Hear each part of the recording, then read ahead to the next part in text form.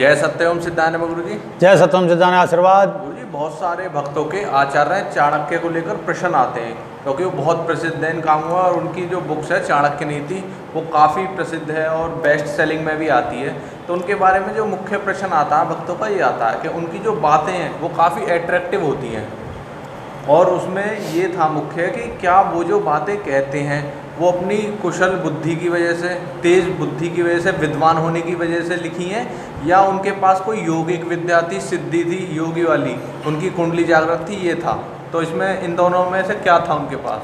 देखो, ये चाणक्य जो है खुद में एक विराट व्यक्तित्व है, और पहले ये देखो कि वो जो है, और उससे एक प्रकार का शासन इंडिया में जो है सबसे टॉप मोस्ट शासन चला वो उनके काल में रहा। तो अब ये देखिए कि योगी थे या केवल दार्शनिक थे या क्या थे कि इतना बड़ा साम्राज्य खड़ा करके, कि भाई साम्राज्य खड़ा करने के पीछे बिना इंस्टीट्यूशन डेवलपमेंट के नहीं हो सकता, क्योंकि कितनी भी जासूसी आपका विभाग हो और कहीं ना कहीं चूक हो सकती है नहीं। नेपोलियन ने पूरे इस पर साम्राज्य पकड़ लिया, विश्व पे साम्राज्य करने के वो करा, लेकिन उसकी जरा सी चूक से ही सारा उसका नाश हो गया पाटलुम में।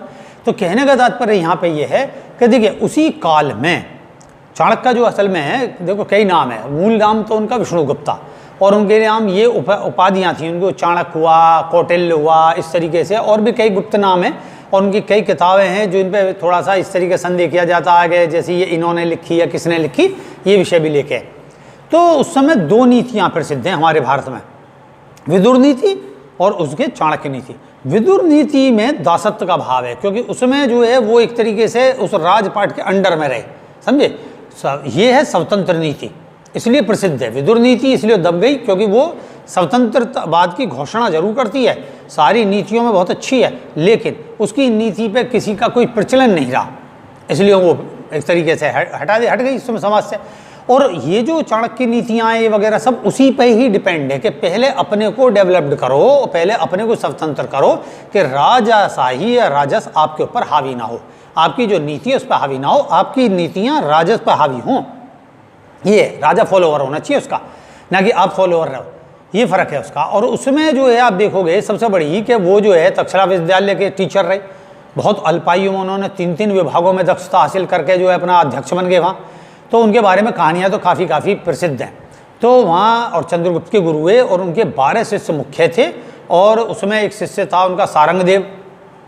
तो जैसे आप देखोगे कि एक विषय है उसमें कि चंद्रगुप्त जो थे, चंद्रगुप्त को जो था प्रेम था किसी उससे, तो उन्होंने अभी किंवदंतियाँ भी हैं, और इनकी जो चाणक्य नीति थी कि तुम हेलेना से विवाह कर लो, सेल्यूकस की लड़की से, तो उन्होंने मना कर दी। तो वो समझाने आए। तो यहाँ देखिए कि यहाँ शिष्य किस प्रकार से उनके कट्टर कि वो लिख रहे, और लिखते में उन्होंने अनुरोध करा कि गुरुदेव मेरी एक रिक्वेस्ट है, आप फिर मतलब फिर कैसे इस पर विचार कर लें।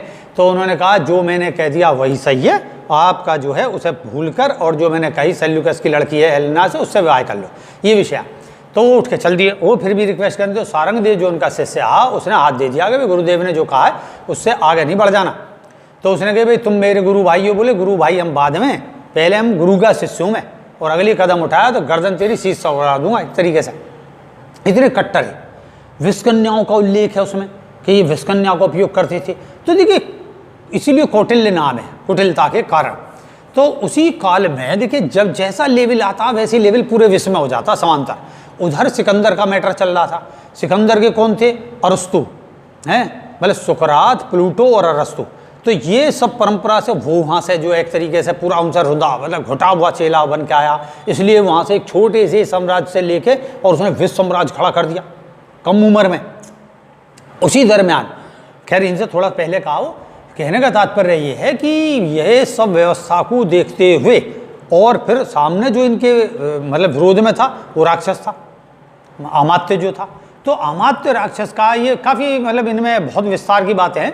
तो उन सब को लेकर किस प्रकार से अपना जासूसी विभाग, अपने शिष्यों को उसमें ठूसना उनके राज्य में। देखिए एक का स्थापित राज्य है, उसकी जासूसी व्यवस्था स्थापित है, उसका सारा साम्राज्य टेरर सब कुछ स्थापित है, एक को स्थापित करना पड़ रहा। तो यहाँ अगर भविष्य दृष्टि नहीं है किसी के पास में भी, समझे, तो वो उस पर टिक नहीं सकता। आप किसी को भी देखोगे, रामकृष्ण है तो विवेकानंद के विषय में संदेह होते ही उन्होंने अपनी अंतर्दृष्टि से देख लिया। गोरखनाथ थे तो गोरखनाथ ने पहले जो है जैसे ये भर्तृहरि थे या विक्रमादित्य थे तो इनके विषय में जान लिया कि कौन शिष्य आगे चल के कैसा काम करेगा। ठीक है, तो देख लेना। और ये दृष्टि एक होता विचारिक दृष्टि कि विचार किया मेरी कन्फर्म है, लेकिन वो कभी भी भविष्य द्वारा विश्व भविष्य द्वारा से टूट सकती है, सीधी सी बात है। उसमें कभी भी कोई चीज़ एंट्री कर सकती है, आप उसकी कल्पना नहीं कर सकते, है ना। जैसे अब ये विषय आ गया एकदम से, अब वर्तमान में देखोगे एकदम चल रहा कुछ है, एकदम कोरोना आ गया सारा बिगाड़ दिया है। ऐसे ही कभी भी कुछ हो सकता है। तो ये विषय जैसे हिटलर का, हिटलर पूरी प्लानिंग करी, प्लानिंग करने के बाद में पता चली कि उसने सबको झोंक डाला और हालत पतली होगी, हार गया।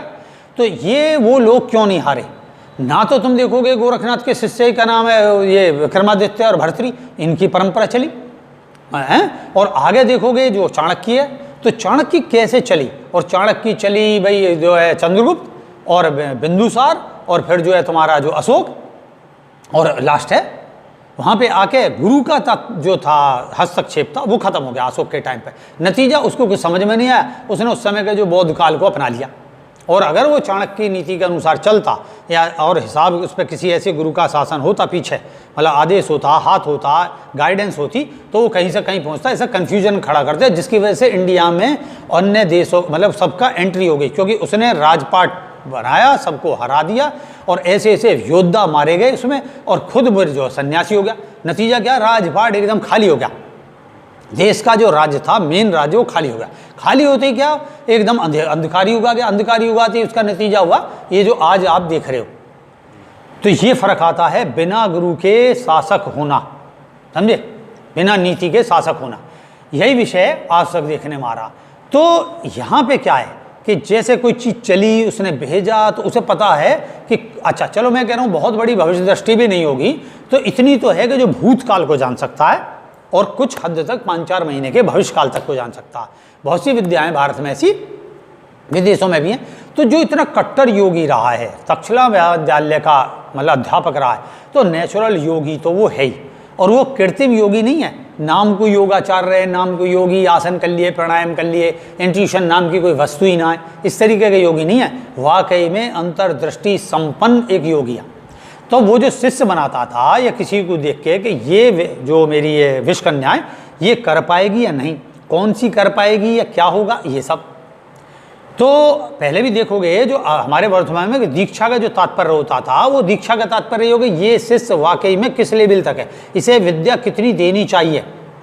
ये केवल अभी यम तक है, या ये आगे नियम तक बढ़ेगा, या ये प्राणायाम तक बढ़ेगा, या इसके आगे चल के प्राणायाम को लेके एक पहलवान बनेगा, या ये प्राणायाम को लेके घाटी योगी बनेगा। ये विषय गुरु को ज्ञात होना चाहिए। उसके अनुसार जब दीक्षा देता है तो तभी वो सक्सेस होती है, अन्यथा विद्या लुप्त हो जाती है। ये समझे। और यही चाणक्य के साथ हुआ कि वो अंतर्दृष्टि संपन्न, अब कितने संपन्न है वो तो विषय थोड़ा सा भिन्न हो गया, लेकिन मैं इतना जरूर मानता हूँ कि काफ़ी हद तक भूतकाल और काफ़ी हद तक भविष्यकाल, बहुत ज़्यादा भी नहीं होगा, तो इतना जरूर नहीं पता, उसको रख के और जो अपनी एजुकेशन थी उससे वो और शाइनिंग आ गई उनकी आर्ट में। जैसे कहते हैं कोई आर्ट है, जैसे कीरो हुआ, पहला कीरो में क्या हुआ था, कीरो भी यही हुआ कि उसने एस्ट्रोलॉजी, न्यूमरोलॉजी, ये सब हस्तरेखा सब सीखी, फिर उसने उसको प्रोफेशनल में कन्वर्ट कर दिया, बाकायदा एक ऑफिस खोला। यही योजनाबद्ध तरीका। अरे एक वो है कि आप आश्रम खोल के बैठ गए या कोई जगह खोल के बैठ गए, अपनी विद्या से घूम रहे हो, कोई सही बता दिया, ठीक है, गलत चली गई तो कोई बात ना, लेकिन एक कन्फर्म के साथ और एडवर्टाइजमेंट के साथ, वही चाणक्य का। तो मैं इन लोगों के जो प्रूफ दे रहा हूँ इसका कारण होता है कि क्या वाकई में उनमें सिद्धि, तो वाकई में उनमें सिद्धि। बिना सिद्धि संपन्नता के कोई भी व्यक्ति आगे के साम्राज्य को नहीं कर सकता, डर रहेगा उसके अंदर। वो निर्भय क्यों है, चाणक्य जो है निर्भय क्यों है, कि निर्भय ये है कि उसे ऐसा पता है। और जो जैसे राक्षसा, जो अमात्य राक्षसा दूसरे उसमें नंद के, तो उसको जो है महानंद की, तो उसका जो जैसे चाणक्य का ऐसे उधर हुआ पहले, तो लेकिन उसमें क्या, उसमें इंट्यूशन नहीं थी, इसलिए उसको पता नहीं चले। वो जासूसी विभाग पर ही डिपेंड रह गया, परिणाम स्वरूप कई बार फेल हो जाती थी। ये जासूसी विभाग में नहीं था, ये पहले खुद पे था कि अपना तुम देखोगे नेचुरल कुटिया में रहना, अपने ग्रंथ को लिखते रहना, और आदमी स्ट्रेच में आ जाता है कि ग्रंथ नहीं लिख पाएगा वो, या तो वो राजपाट में लगा रहेगा या राजा के पीछे ही घूमता रहेगा, हमेशा उसे संदेह रहेगा कि चंद्रगुप्त ऐसा ना कर दे वैसा ना कर दे। उन्होंने जो योजना बना दी वो एजेंट्यूशन के अंतर्गत ही, और उसमें फिनिशिंग दी अपने ज्ञान से, समझे कि इसको करना कैसे, इसका एक एक क्रम कैसे, वो सीख चुके। वो अपना भाई तक्षशिला विद्यालय में 3 अध्यापकों का, 3 विषय का अध्यापक होना, अर्थशास्त्र का होना, नीति शास्त्र का होना या योग शास्त्र, ये सब विषय को लेकर होना, तो ये विषय उसके अंदर। तो आराम से वो लिखते भी रहते थे, जो उन्होंने अनुभव करे, जो उन्होंने प्रैक्टिकल्स करे उनको लिखे और उन पर तोल के उन्होंने लिखा, इसलिए उनकी कन्फर्म है चीज़ें। उसमें बाद के काल में कुछ घुसपैठ की गई है, ऐसा भी नहीं है कि उनका बिल्कुल विशुद्ध साहित्य के बीच में जो बीच के लोग हुए उन्होंने चाणक्य के नाम पे उसमें घुसड़ पुसड़ करी, तो जिससे वो ऐसा लगता है कहीं कहीं जैसे स्त्रियों के बारे में बहुत सी चीज़ें अनर्गल लिख दी गई, जबकि वो ऐसा महादिम या कि वो ऐसा नहीं लिख सका। उन्होंने मतलब अगर किसी स्त्री के विषय में लिखा है तो उन्होंने लिखा है ये भाव की गरिमा के, वो पुरुष के लिए भी लिखा है, तो उन्होंने डिफरेंस नहीं करा कि उन्होंने ऐसा कर दिया कि एक पुरुष है ऐसा। उन्होंने कहा मतलब चंचल नेत्र वाला है, कोई व्यक्ति अपना कभी इधर को देख रहा, कभी इधर को देख रहा, कभी यूँ देख रहा, कभी होठों को चबा रहा, कभी भुट्टी चला रहा, कभी यूँ कर रहा, मुंह ऐसा बना रहा, तो उनकी चंचल बुद्धि का है, अस्थिरता है, इसकी आसन सिद्धि नहीं है, कभी यूँ बदल रहा, कभी पहलू बदल रहा, कभी उठ के चला गया, बेचैनी भरी पंचायत में वो अजीब से व्यवहार कर रहा। तो उन्होंने इस पर विश्वास नहीं करना चाहिए। अगर ऐसे व्यक्ति या ऐसी स्त्री या ऐसे पुरुष पर बिलीव करोगे तो वो आपको हानि दे देगी।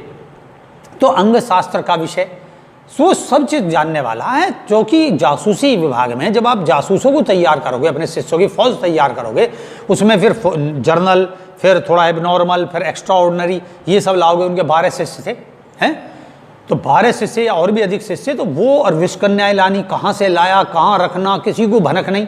जो शिष्य है उसी को पता है, मतलब चंद्रगुप्त को नहीं पता उसके विषय में कि उसे इस तरीके जहर दिया जा रहा है या उसके भोजन में इस तरीके का धीरे धीरे उसकी संख्या बढ़ाई जा रही है, या बता दिया जाता तो उसकी पत्नी नहीं मरती, जिस पर बिंदुसार को थोड़ा सा आक्रोश रहा कि भाई इनके कारण ही जो है मेरी माँ मरी।